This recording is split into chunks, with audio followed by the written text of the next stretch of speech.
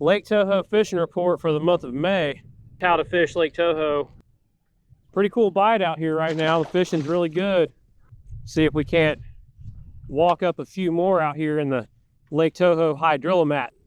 The goal is to walk this thing down the edges of these surface mats.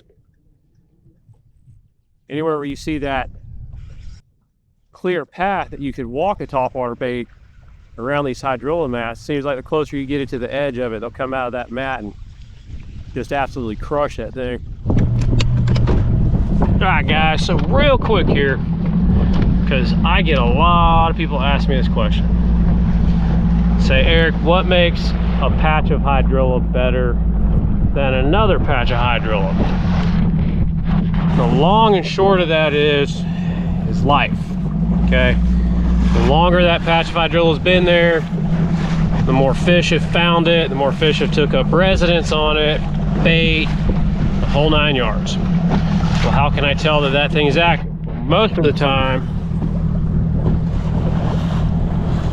she's gonna have specks and other brim and all kinds of fish. It's probably got some bass on it too.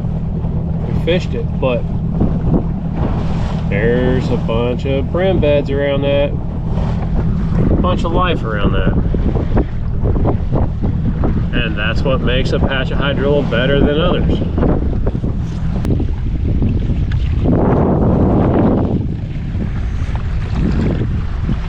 Fishing in the wind is fun, boys and girls.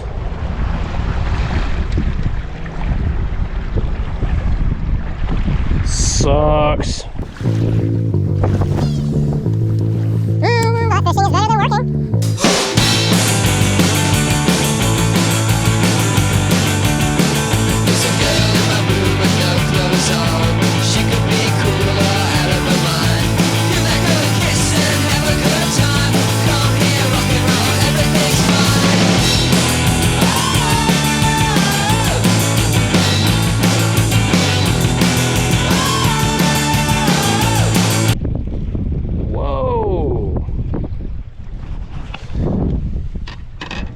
That's what we want to see.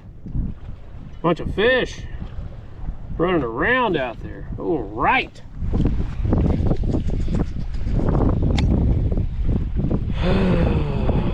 Wow, there's a lot of fish out there.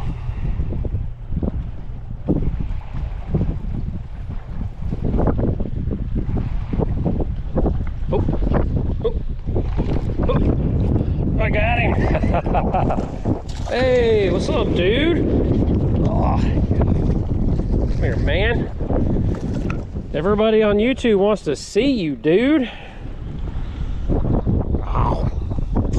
You saw that chatterbait and he was like, hey, that's pretty cool shot right here. Check out the side imaging, guys. I don't know if y'all can see that.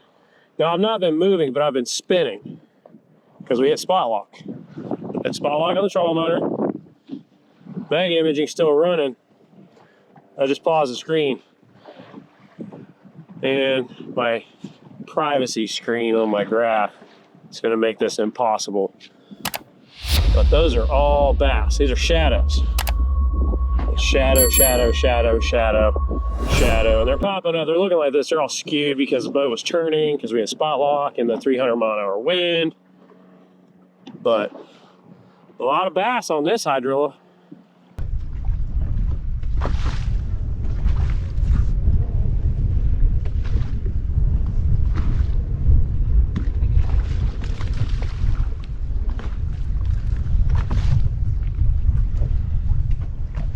Pippinator, dirty Albright.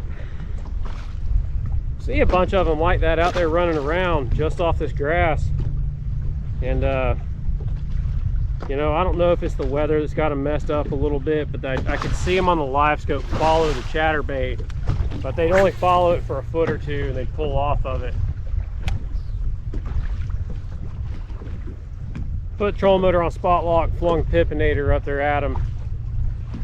They seem to be okay with it.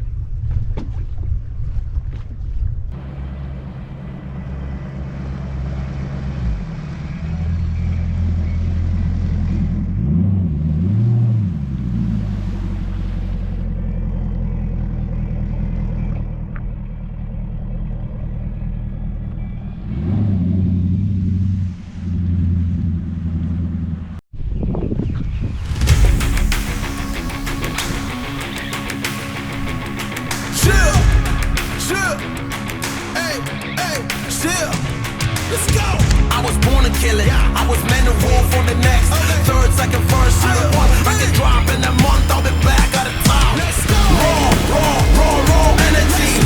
Don't stop, go ahead, get it in. Jump, knock, let me in.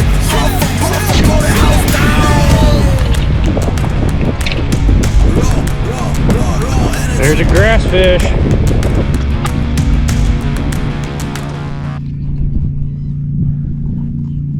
Obviously not what we're looking for, but it's fishy. Flipping outside grass.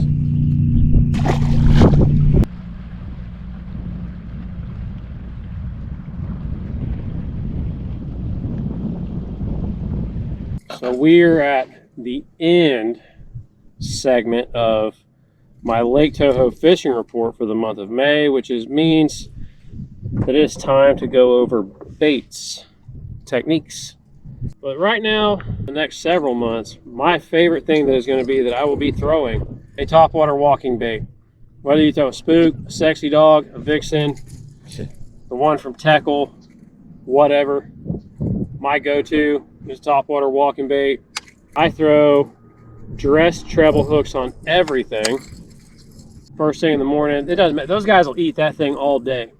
And the thing of it is that topwater walking bait, that's a big fish presentation. If I can't get them to eat a topwater walking bait, I'm going to try another topwater bait, and that's going to be a prop bait, Devil's Horse.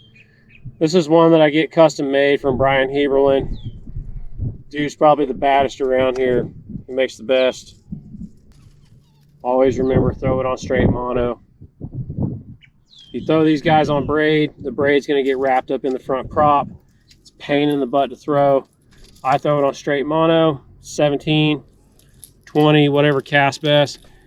Keep in mind, you get a giant that eats that thing around all this grass out here, you don't want to be throwing. Now, the thing that probably worked the best for us today, the chatterbaits, the jackhammers. I got one in a shad pattern, and I got one in a brim pattern. Got one on fluoro, one on braid. Doesn't really matter, I just like to mix it up. And then the other thing, the pippinator. Now, I didn't have any June bug pippinators in the boat today because I gave out my last pack of pippinators and CPF 10-inch ribbon tails to a guy at the boat ramp this morning who said that he watches my stuff on YouTube, which was pretty cool. Swim jig, another banger this time of year. You guys know from other videos, I throw Bakewell custom jigs. My go-to color is going to be that Toxic. Any kind of a matching swim bait trailer. May, June, July, August, things are going to start getting a lot more simplistic. Fish are out there in their summertime haunts. Lake Toho has an insane amount of hydrilla in it right now. It seems like all the fish that you want to be catching, especially tournament grade fish, are out in the middle of the lake on that hydrilla. Personally, I like to find good, clean, hard edges of the hydrilla. Throw the trolling motor down with the LiveScope. LiveScope's going to let you know pretty quick whether you're on a relatively active patch of hydrilla or not. If you throw that LiveScope down, or 360 if you got 360 up there, you know, because eventually you learn how to recognize fish and see fish on 360. But either way, if you pull up on a really good bed of grass out there in the middle of the lake, you're going to know if it's active or not pretty quick. Also, this time of year with all the fish being offshore out there around all that hydrilla, when it's really cloudy and overcast and windy, it doesn't position the fish where you need them to be positioned at to really catch them good. Good, hot, sunny, kind of calm days tends to put those fish on the edge of the grass more, if not inside the grass, and it just makes getting your bait in front of them a little easier. Lake's fishing really good. A lot of people catching a lot of fish. Tournament weights are way up. It's taking some, it's not taking some extreme weights per se, but like the weights that you're seeing in the top 10 in some of these tournaments, just incredible. This lake's cranking them out. Cypress is cranking them out. I think even Lake Kissimmee's fishing better. So guys, I'm going to leave y'all with that. I would say get out there, and if you can, put a topwater in your hand. Probably think about gluing it in your hand all day. Get some pretty cool fish catches out there, and if that's not working, pick up the chatterbait, pick up the swim jig, pick up the worm. If you guys are interested in contacting me for a guide trip on Lake Toho or in the Central Florida area, whether it be a live bait trip, whether it be a group trip where we have to get multiple boats, whether you need to learn how to use your electronics a little bit better, whether it's a technique specific thing, you want to learn how to do this or that, I always leave a link down below in the description to my website. You guys can find me on social media on Facebook and Instagram, Captain Erik Tilson. Hit me up, guys, if you guys are looking for a trip.